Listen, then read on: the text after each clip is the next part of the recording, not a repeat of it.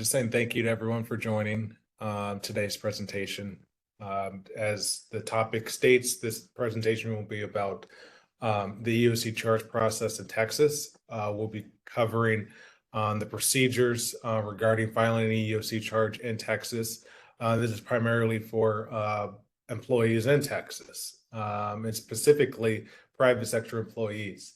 It's important to note that this is meant to provide overall guidance for persons in Texas regarding filing EEOC charges, but it is not meant to replace any specific legal advice for your specific case. If you do desire specific legal advice, we would advise you seek out an attorney to go over the facts of your specific case. As you see on the screen, I am a managing partner here at Tully Rinckey, and I specialize in this area of law as far as EEOC charges and EEOC work, including here in Texas. You can see a little bit about my bio on the screen here. I am co-presenting this with my colleague, Paul Friener, who can introduce himself. Good afternoon, everyone. My name is Paul Friener, and I'm also presenting with Mr. Filings on our Texas overview of the EEOC charge process. With Tully Rinckey, I am a labor and employment lawyer focusing in on that area of law, helping individuals through charges of discrimination all the way to court. We assist a lot of different employees through the process. We have assisted occasionally employers as well, but we primarily help those who have been aggrieved by their employers in trying to work through issues to get them, a fair settlement in this issue. But I'm happy to be here today presenting on this overview of the Texas EEOC process. Okay. So the topics that will be discussed today, as I think was in the newsletter that was sent out. First, we'll discuss filing an EEOC charge, and we'll talk about how to file it and where to file. We'll talk about that. We'll talk about the deadlines to file an EEOC charge in Texas. When must you file? What are those deadlines that are in place for your various claims? How long does the EEOC charge process take? I know these are common questions we get from our clients as far as how long this process could take. What are my options for the length of the process? And then we'll talk about, when does the employer find out? After you file a charge, when did the employer find out? So we'll talk about that. We'll talk about the mediation options that the EEOC provides. What is mediation, how that works, the position statement and rebuttal process that could take place at the EEOC, and what needs to be submitted in a position statement or a rebuttal statement. What is conciliation? You want to talk about what that means, when that occurs, what's the purpose, and then we'll talk about a notice right to sue letter. What the purpose of that is, what that causes, what deadlines are in place after you receive that. So first, how to file a charge in an EEOC charge in Texas. Well, first, it's important to know that an EEOC charge must be based on discrimination. Discrimination is protected under Title VII of the Civil Rights Act, the Age Discrimination and Employment Act, the Americans with Disabilities Act, and related statutes that protect employees and the employment-related matters against discrimination based on race, sex, national origin, disability, religion, and additional categories. Those EEOC charges need to identify the basis of the discrimination. And that's, so if you believe you've been discriminated against, you file an EEOC charge. If you don't believe that, you've been discriminated against, the EEOC may not be the proper entity to file a charge with. The charge is a signed statement that you're asserting that your employer, union or labor organization engaged in employment discrimination. So you're asserting that your employer took some sort of action or engaged in some sort of harassment against you because of that discriminatory category. And it's important, it's a signed statement. There's actually EEOC charge forms that the EEOC provides that you complete and you must sign. It's required that you actually sign it. with your, preferably handwritten signature on the document. So the EEOC could actually process the charge, but it's a signed statement of you outlining what the basis of the discrimination is and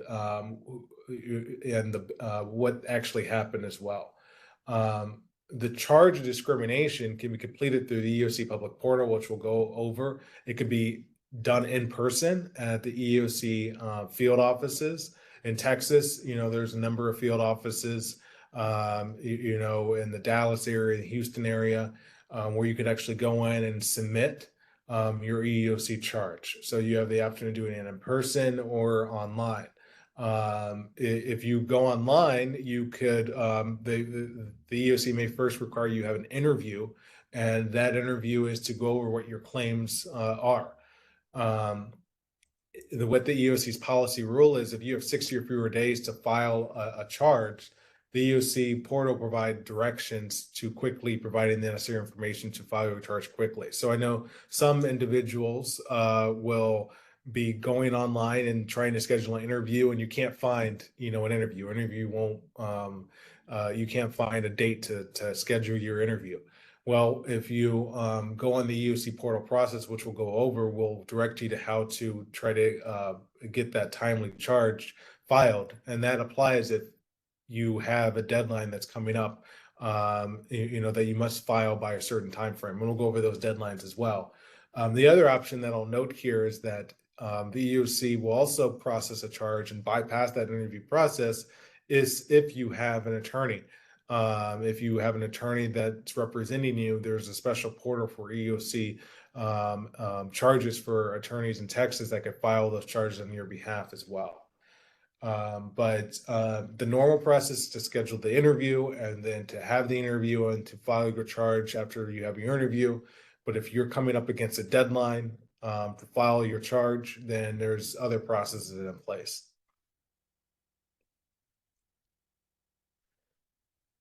So this is just a snapshot of the EEOC portal. It's the EEOC public portal. I think, it's just a visual, what it looks like. This is an important page because it's for the public to access their charge. In today's day and age, employees are using, and persons are using online methods to file the portal versus, even just 5 years ago when more stuff was doing in person. So the EEOC has developed this site for employees and people to file their charge with the EEOC. As you can see here, if you go to the EEOC public portal website, this screen will pop up. It will help you, there's options: filing an EEOC charge, my cases, guidance, find an EEOC site. Just on that last one, find an EEOC site. If you are wondering, well, where's my closest EEOC location? You simply click on this button and it will bring up a map of all the sites that are in each state. And here in Texas, it will show you which, the site is the closest for you. There's sites I know in West Texas as well, but they'll show you which one's the closest.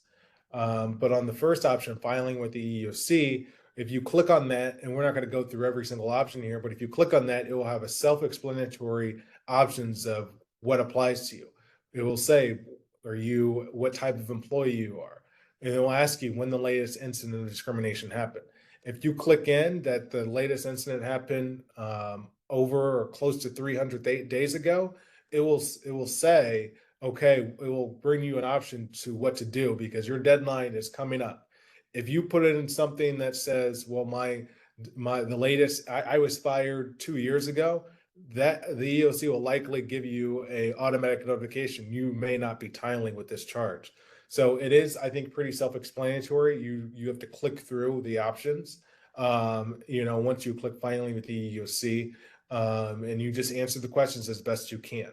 But if you click through those options, like I mentioned in the prior slide, if you're running up against a quick deadline, if your charge happened 299 days ago, then the EEOC may act quickly to get your charge processed. And I keep on referencing the 300 days because that is the major deadline that most employees have to file with the EEOC, meaning they need to file their charge within 300 days of the last act. That means if you were fired 299 days ago, you have until tomorrow to file your EEOC charge.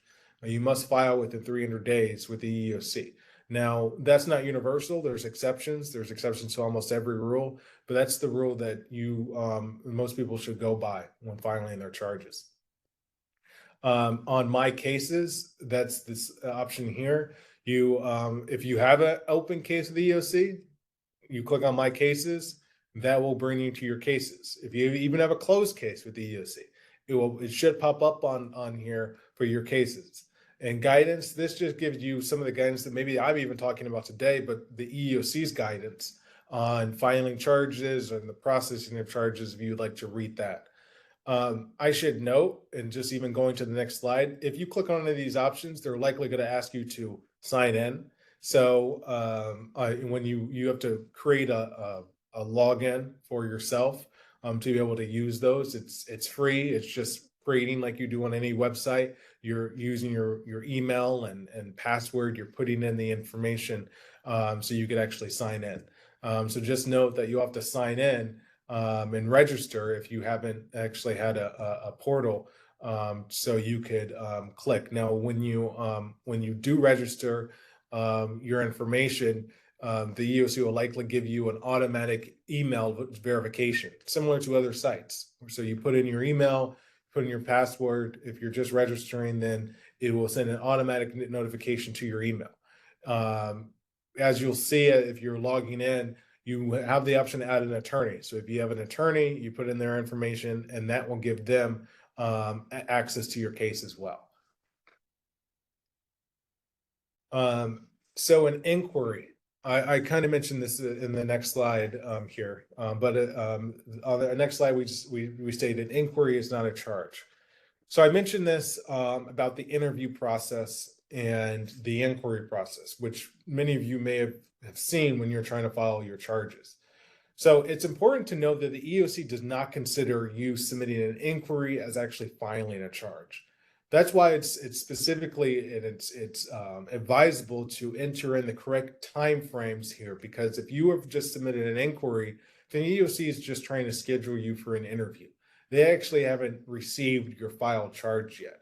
If you believe that, well, my deadline to file a charge is quickly approaching, and I can't, for some reason, get through this website to actually file a charge, I just can only get to the interview stage, I think it's important to contact the EEOC directly, either even going into the field office or even obtaining an attorney so your charge can get quickly filed.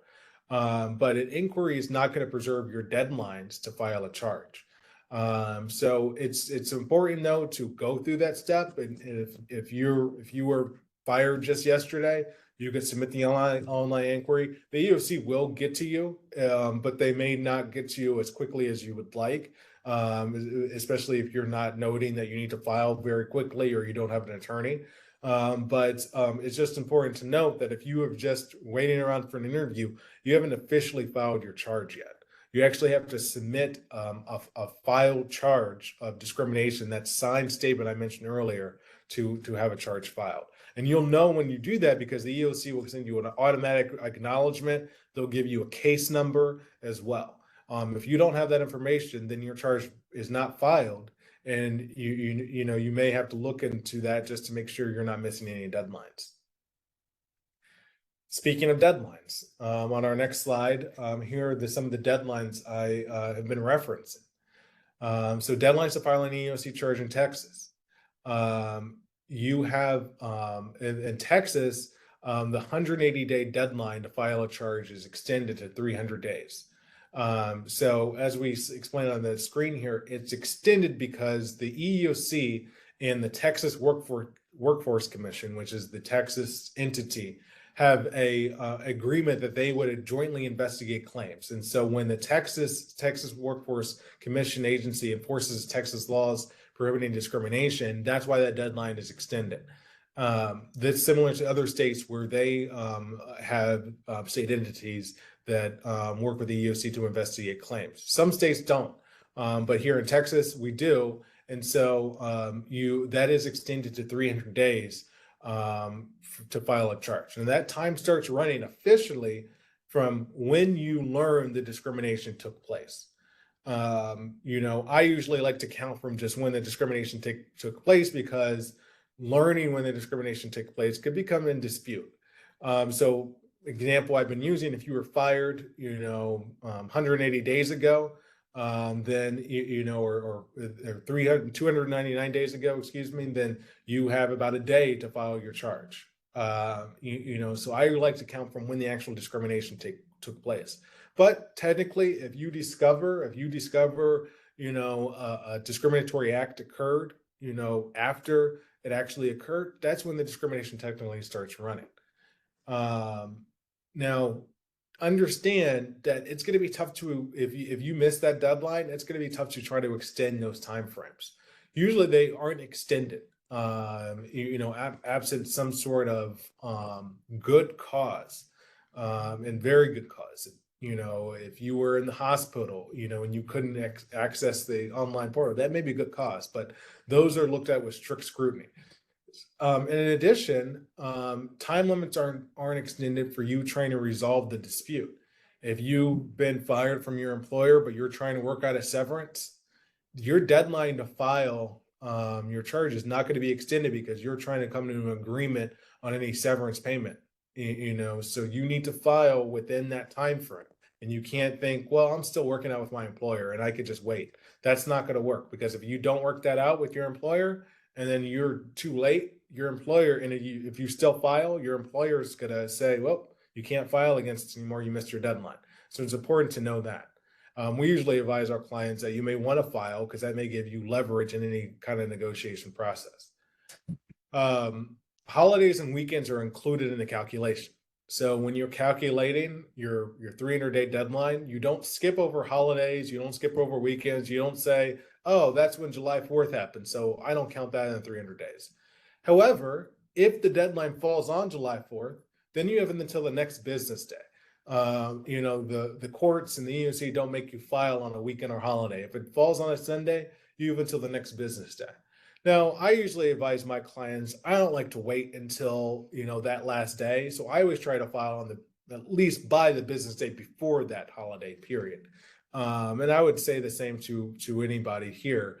But, just know that technically speaking, if the deadline, the 300 days falls on Sunday, and it's then it will go to the next Monday, the next business day, if that is that Monday. Or if it falls on a holiday, it will go to that next business day. In harassment cases, so harassment cases or hostile work environment cases are alleging, well, for the past year, my supervisor has been harassing me and created this hostile work environment because of my sex or race or whatever category you're claiming. That's a harassment or hostile work environment case. You must file within the 180 or 300 days of the last incident. So even if the harassment's been ongoing for 5 years, that doesn't mean that you can't file based on something that's been happening 5 years ago. You just need at least one of the incidents of harassment to occur within the time frame. So you could say, well, my boss, just, harassed me last month, but they've been doing this every month for the past 5 years. Are you saying I can't claim 5 years? No, you could say, as long as you could say it's a continuous violation, as recently as last month, you could go back that prior 5 years. You just need to be able to claim something happened within the allotted period. Okay, so how long does an EEOC charge take on our next slide? Well, it does depend. I know that's not the best answer, but it does depend on the case. I think the EEOC has given averages of around 10 months to investigate a charge, but it depends, because there are different avenues a charge may take. Sometimes the EEOC doesn't think it needs to investigate. Sometimes the EEOC thinks they could resolve the case during mediation. Sometimes the investigation will take longer based on the amount of documents you provided the EEOC, or the amount of documents the employers provided the EEOC, or the amount of witnesses the EEOC has to get a hold of, or sometimes it takes shorter based on those reasons. But after you file your charge, the EEOC states that it will inform your employer within 10 days. of you filing your charge. You'll send a notice to your employer. Then the EEOC will determine or ask the parties whether they want to agree to mediation, a facilitated mediation. Mediation is a process to which the parties can agree to try to resolve their matter. And the EEOC investigator will be the official to try to get the parties to resolve it. If you or the employer do not agree to mediation, then the EEOC will go forth with investigating.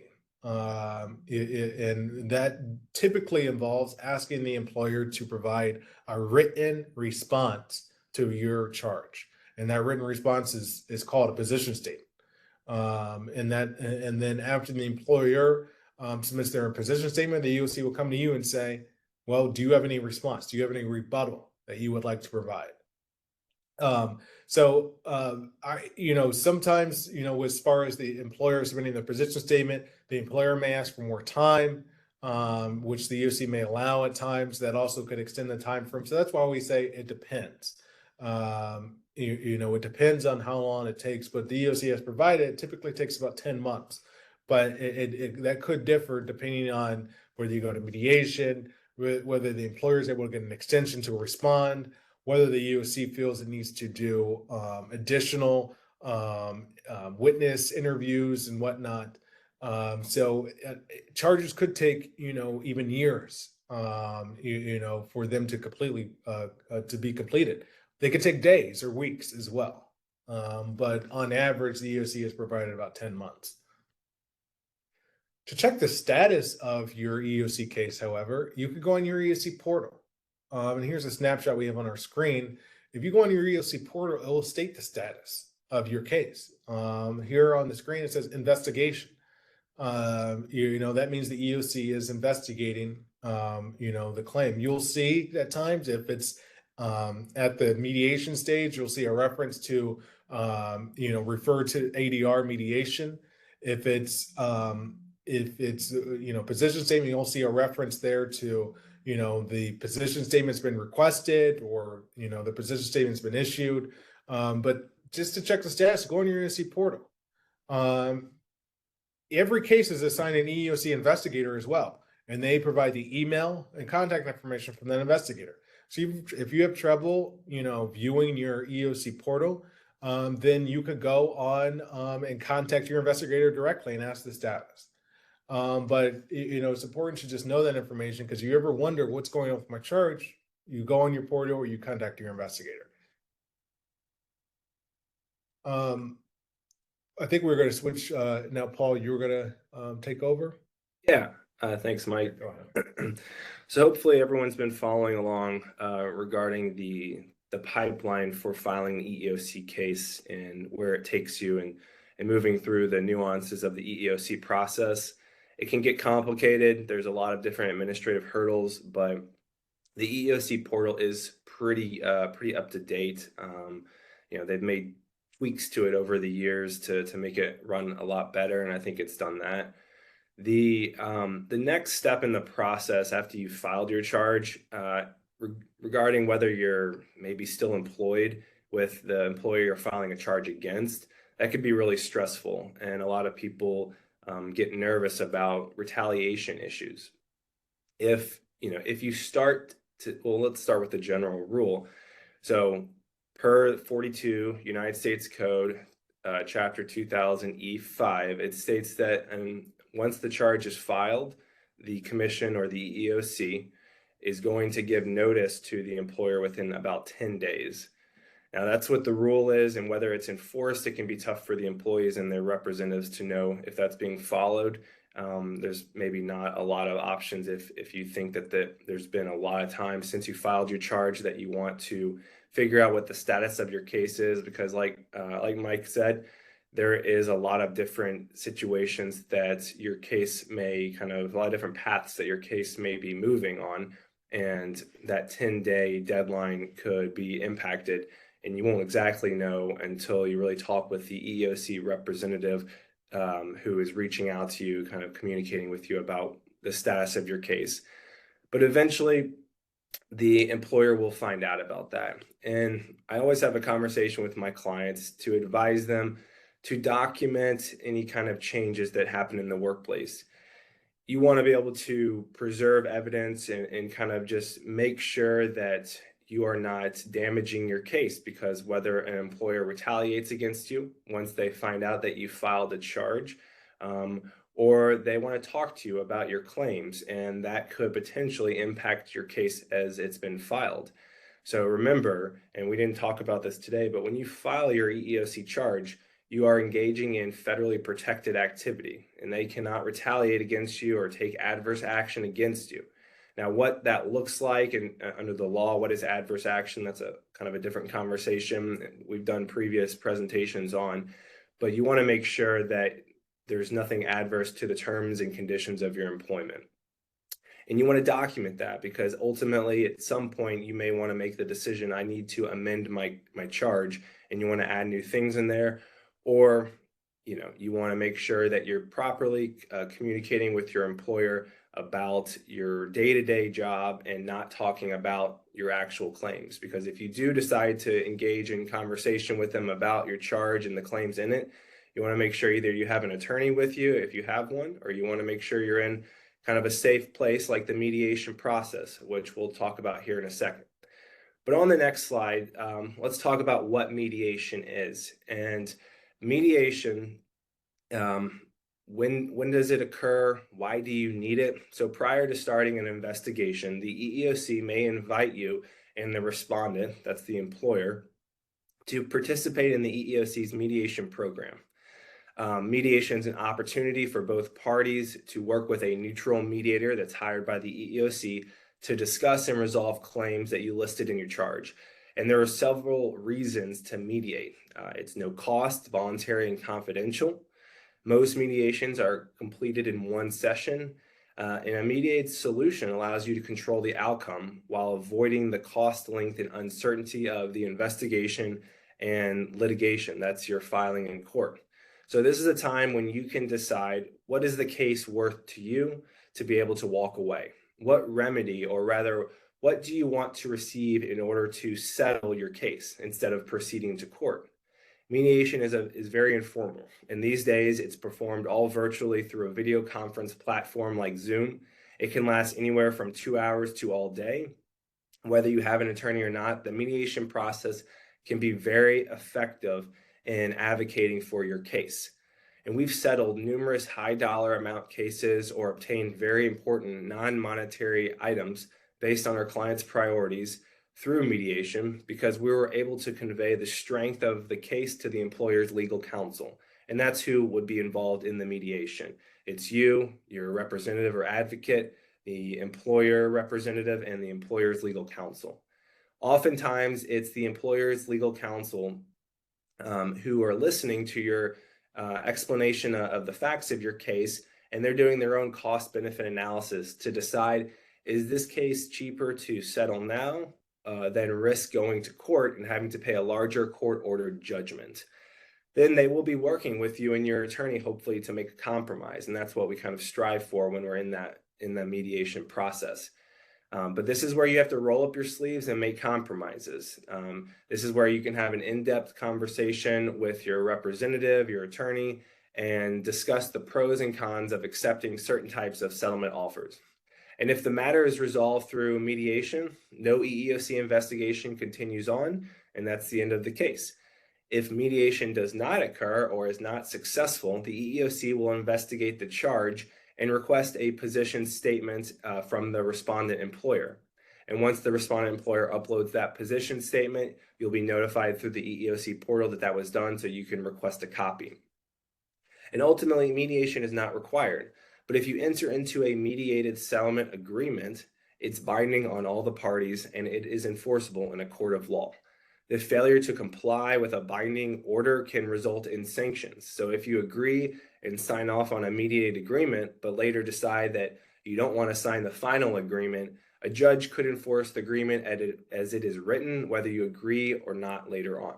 And finally, remember that mediation is cheaper and confidential than going to court,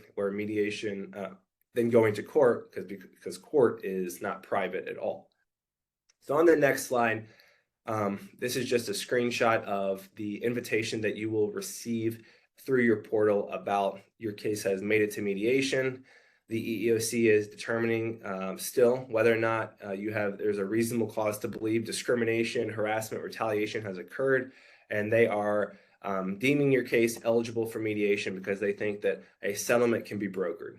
And so you'll receive an invitation through the portal, where you'll need to go into the portal and sign off that you accept the terms and conditions of what mediation requires.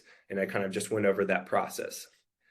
So on the next slide, it discusses position statements and rebuttals.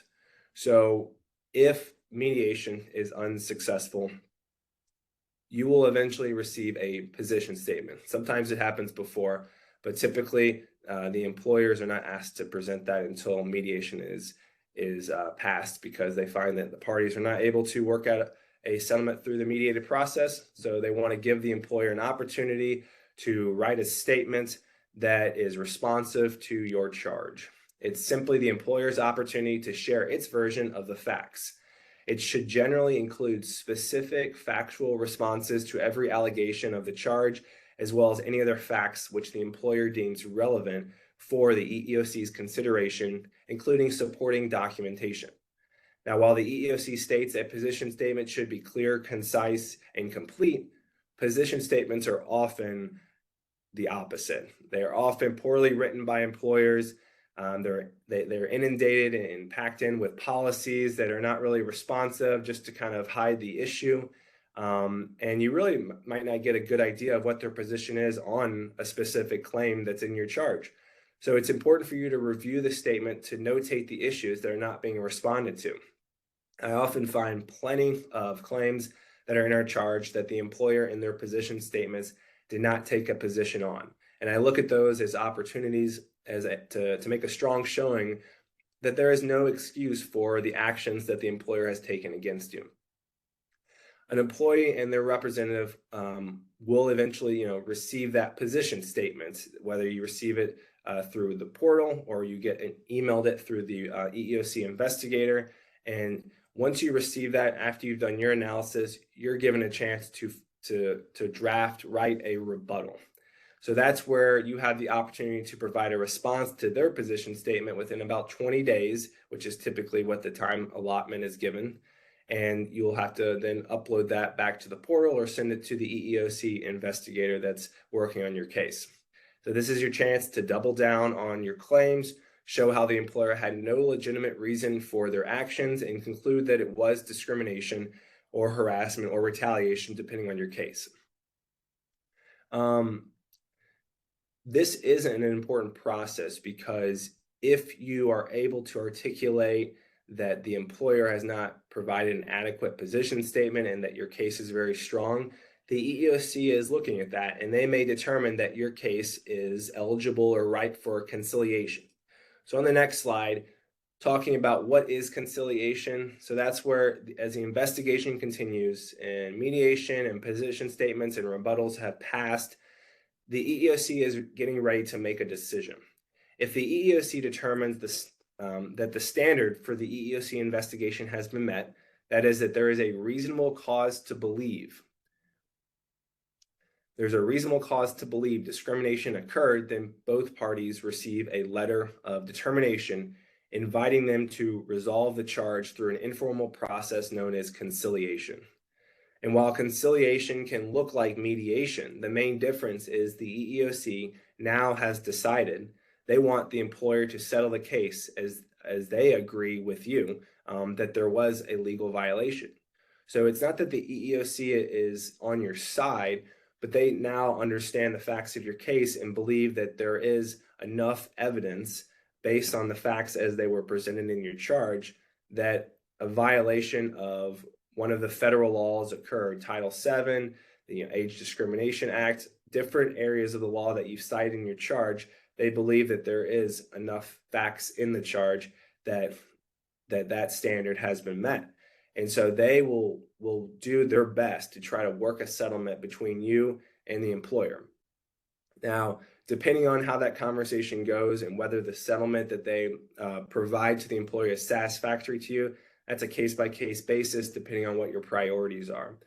But the conciliation process can be intimidating for the employer, and they may be willing to reach an agreement, because what happens if they do not reach an agreement and the EEOC is very firm on their stance that there has been a violation of the law, they will potentially, and not always, but potentially bring a civil action on your behalf into federal district court against the employer. Now, this isn't always going to happen. You have to understand the EEOC is, only so large, and there are so many charges that are being filed. So if their investigators do a good enough job that they position the case that's strong enough to make it into court and survive, then they will take that case. And whether you want to ride that wave with them or hire your own legal counsel and intervene in that case, that could be another conversation for later on, but that is an option. The last thing I'll say about conciliation is that the EEOC will draft their own agreement that you may not think is adequate, but the EEOC, in their experience, does think that it's fair. And so depending on whether or not you want to agree to that settlement, those settlement terms, that'll be up to you. That's always a conversation that we're having every step of the process with our clients about the pros and cons of reaching a settlement at the different stages, because whether or not you want to continue litigating the case, paying an attorney's fees, and take it all the way to trial, you have to weigh the balance and the risks that come with your case and whether or not that's something that you're willing to do. And that's a conversation that is, again, case-by-case basis. But that is something that we find that's really important to talk with our clients each step of the way. So if no agreement is reached in conciliation, or the EEOC has decided that they're not going to make a determination on your case, so they're saying that they don't know if the standard has been met, but they're not willing to say you don't have a case that you can't later file into court. But they're still going to say, but you can go on ahead without us. You can hire your own attorney and you can file your own case in court after they issue what's on the next slide, a notice of right to sue. So this is a pretty pivotal point in the EEOC process that everyone should be aware of, and oftentimes it is overlooked by a lot of our clients that come to us too late in the process. When you receive a notice of right to sue letter, there is a ticking clock of 90 days on there, and I'm going to talk about that here in a minute. But I want to recap again where we are in the process. So again, during the EEOC investigation, the EEOC investigator will make one of three determinations. The EEOC is unable to conclude there is a reasonable cause to believe, that is, the standard was not met, that discrimination occurred. The charging party is provided a dismissal and notice of right to sue letter, which is what we're talking about now. And the charging party will have 90 days to file a lawsuit if they wish to proceed into court. Or the EEOC determines there is reasonable cause to believe discrimination occurred. Both parties receive that letter of determination, inviting them to resolve the charge through the informal process known as conciliation. Or when conciliation is unsuccessful and the EEOC decides not to litigate, also you will receive a notice of right to sue letter and still have the same 90 days in which to file a lawsuit in federal district court. The EEOC's right to sue letter is the end of the administrative process for resolving your discrimination claim. That's the end of it. So once you have received that letter, you can now take your case to court. So again, if you went to mediation, there was an impasse, meaning no agreement was reached, and the EEOC decides not to litigate the case itself, then the EEOC is issuing you this notice of right to sue. And that gives you permission to pursue your case in court on your own. And whatever is in your charge, whatever claims that you make, that is what you are limited to when you bring your case into court. Now, oftentimes there might be newer issues that you'll try to add in there if you're at the court phase and you're filing your complaint, and you'll have to make the arguments to the judge that those occurred after the investigation started, and that's why you're including them now, or that they're ongoing acts of harassment, and that's why you're including them now. But if there are facts that you forgot about that happened before the the incidents that are in your charge, you will not likely be successful in getting those included in your complaint that you will file in federal court.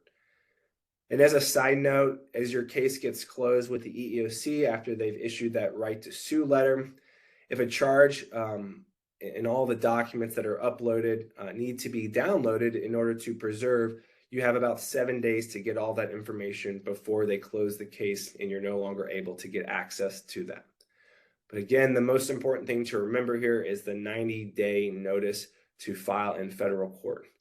There are some rare scenarios that that Michael talked about, whereas if you don't file within the 90 days and you file late, you'll need to show good cause. And that is a very high burden to show the reason, that there is a legitimate reason that you were not able to file on time. But as soon as you get that letter, if you've been pursuing this case through the EEOC process on your own, and you've now decided that you think your case is strong enough and you want to speak with an attorney if you haven't already been represented by one, get a consultation with us or with an attorney in your local area as soon as possible, because you want to give that attorney plenty of time to investigate your case and determine the merits of your case before they take that case and file it into federal court. One other kind of side note, again, on the notice of right to sue, occasionally the EEOC will, in their investigation, determine that your case and the way it was filed, or the charge that was filed, there is not enough information in there for them to make a determination, and so they issue you a right to sue letter very quickly, and they don't go through the lengthy mediation, conciliation, investigation process that you might see that could last up to a year on occasions. That does not mean that you don't have a case. The right lawyer, I will say, can investigate, talk with you about the strength of your case, and look at it from different angles that may allow that case to survive in court. All cases have risks involved in them, but speaking with the right experienced lawyer is going to help you understand that an EEOC investigator is not an attorney. They are experienced in looking and analyzing the claims that you put in your charge, but they are not your advocate. And so talking with an advocate attorney, they are going to be able to explain to you the pros and cons, the strengths and weaknesses, and the risks that are involved with your case, and help you make an informed decision about whether or not you want to move your case into federal court. And so that's pretty much the end of the process. And I think now would be a good time to look at if we have any questions that we've received, or any questions that we've received in advance of this entire session. And I know there may be some questions as we're going, but I know we received some questions prior to our webinar here today. Some of the questions seem to be very case specific that are difficult for us to answer.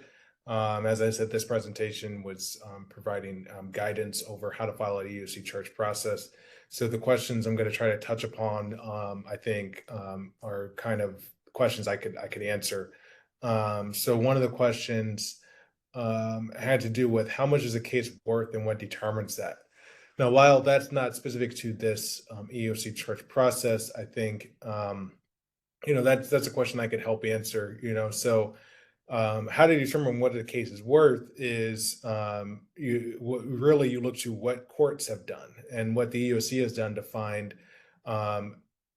how much a person may be entitled to, or what a person may be entitled to.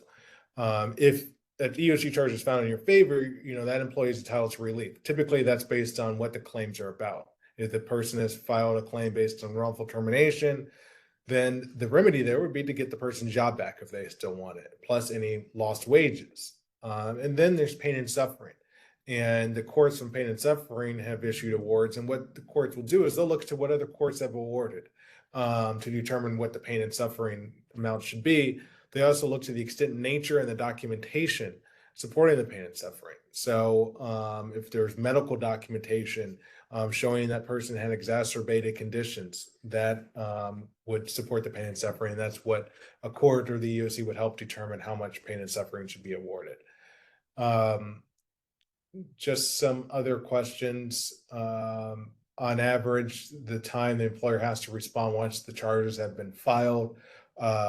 Typically, like we talked about, the employer is notified in 10 days. But if we're talking about the position statement here, it's usually a 30-day time frame, but there may be, an extension given. Let's see. I think another question is filing by yourself, what to do if there are no appointments available. I think that's what we were talking about as far as identifying, when the last action took place and going through those options on the portal to say, okay, you have an immediate time frame to file.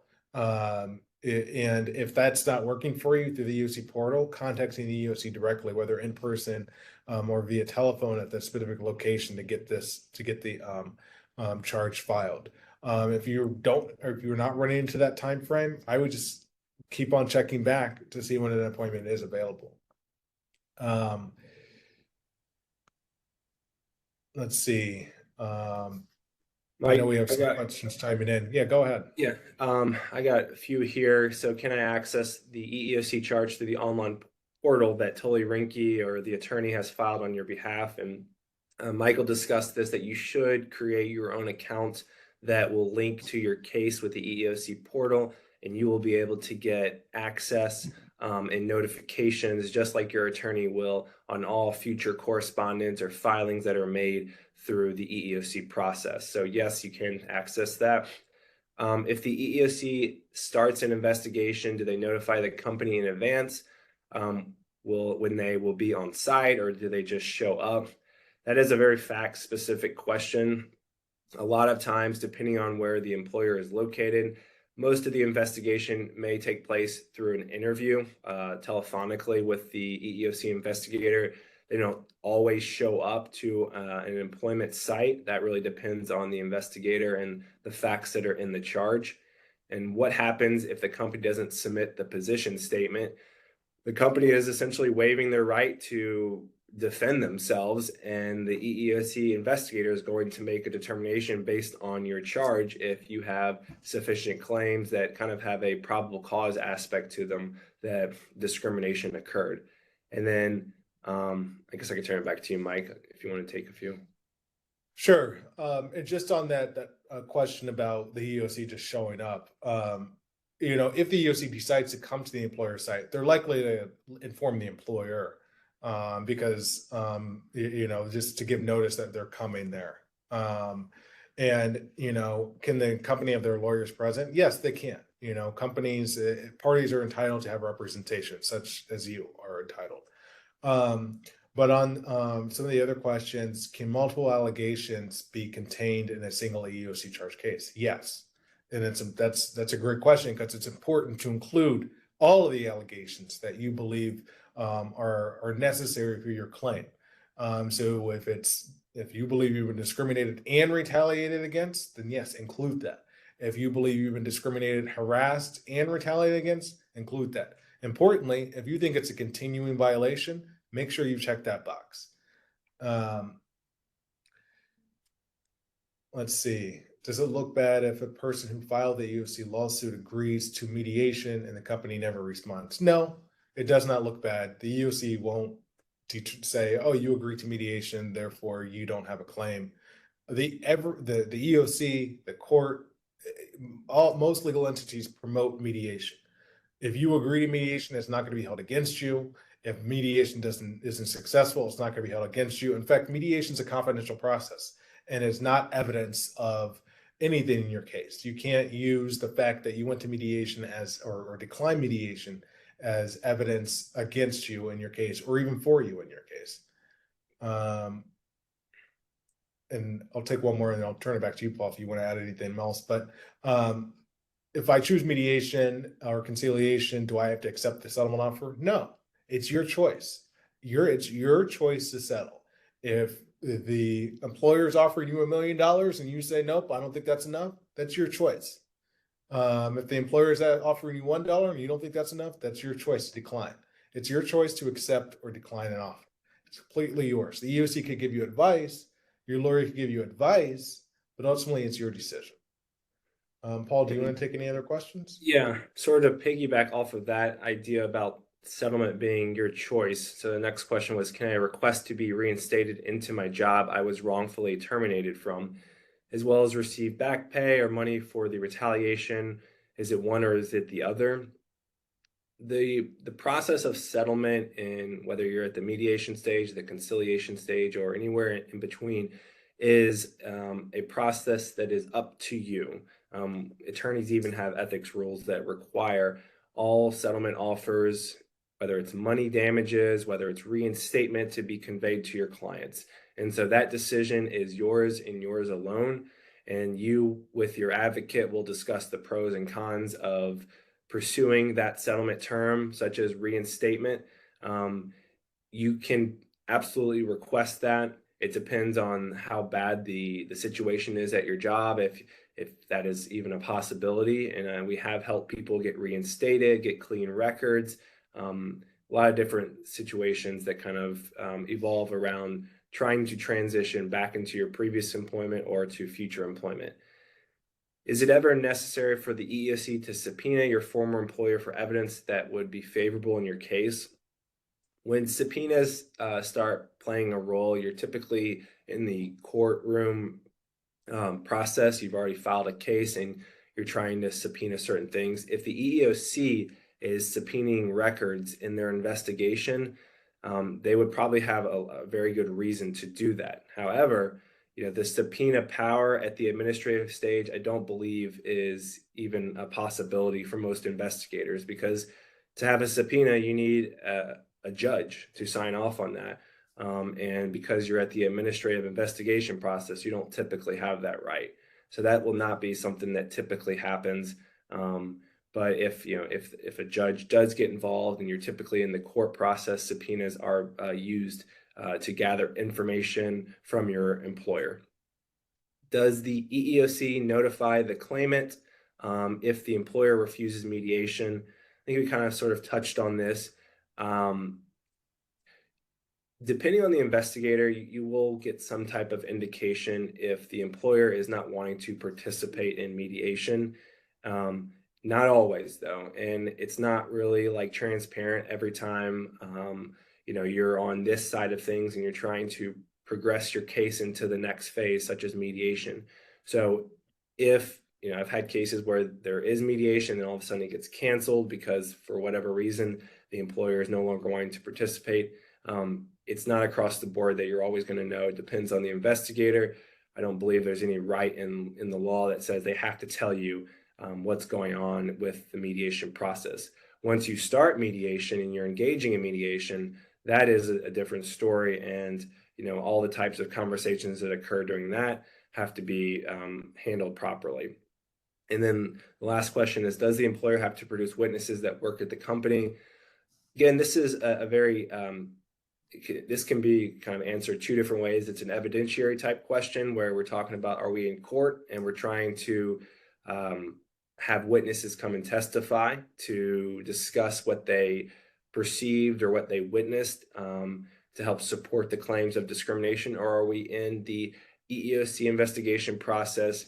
And again, without knowing a whole lot about who the investigator with the EEOC is going to talk to, that'll be up to the EEOC investigator to determine if they need to pursue certain individuals that are with that company to see if they know information. And I think that based on kind of seeing how this process works from kind of the 10,000-foot view, an employer is going to want to produce witnesses that work at the company because the EEOC investigator is going to start to feel very suspicious about why the employer is refusing to produce witnesses that may have critical information about the claims in the case. So that shouldn't be an issue, but it just depends on the employer and what good faith efforts they're making. And then another question we just got in. So if an employer blocks your unemployment benefits because you filed an EEOC, how can you convince the unemployment, TWC, to pay you unemployment benefits, Texas Workforce Commission? Texas Workforce Commission unemployment benefits is a different process with different legal standards. It's not something, that you can really, depending on who the hearing officer is that has been assigned to your case, you will maybe want to make that argument that the only reason you're not receiving your benefits is because you engaged in protected activity, not because you committed misconduct during the workplace, which is typically the standard for why they would not pay you unemployment benefits. So you just kind of have to control the narrative as you're talking with the hearing officer and making it very clear that you did nothing during your employment. But that's a very fact-specific question. I don't really want to get too down in the weeds on that. But yeah, generally that is something that's a whole nother avenue that you would have to speak with an attorney about. And I think that's it. Yeah, go ahead, Mike. Yeah, and I think that's all the questions we've gotten, but I did just want to address a few other questions I was seeing that came in before the presentation that I just want to make sure, it's clear from our presentation. There was a couple questions on retaliation, and it seems like some of the questions are, does the EEOC protect against retaliation? And yes, it does. Retaliation is when actions occur after you've complained about discrimination. So just to be clear, retaliation is protected by Title VII, and the EEOC investigates those claims. There were some questions just about the length of the process and like, hey, it's been years now that I filed a charge, or over a year. What can I do? Well, you could request a notice of right to sue, and I think Paul talked about that. But if you believe it's like, hey, I don't feel like waiting any longer for the EEOC to investigate it, it's been longer than those 10 months, you could request the notice of right to sue. Now, if the notice of right to sue is issued, as we talked about, the EEOC will say, okay, we're stopping in our investigation. Then you have 90 days to file a lawsuit. Okay, so just know the implications of that if you do. But, I know people that, hey, I don't feel like waiting for the EEOC. I want to move into court. And I think, some other questions were just about a mediation, when refusing mediation, which I think we've talked about. It's each side's choice to attend mediation. It's not required, but it's by your choice and the employer's choice to attend mediation. And let me just see if there's anything else I think that we could touch on. I think that covers everything I think we could answer from the pre-submitted questions. And I don't know if it doesn't look like we've gotten any additional questions. So I think that will do it. But as everyone should know, I think, and Taylor will say, this will be posted, and we are a law firm here that represents employees in employment discrimination claims. So for any of those fact-specific questions, please contact our firm. You'll see our contact information on the screen as well. Thank you, everyone, again, for joining today's presentation, and thank you, Michael and Paul, for presenting. This presentation was recorded, and a copy will be sent to all attendees early next week. I hope everyone has a good rest of their day. Thank you. Thank you. Thanks, everybody.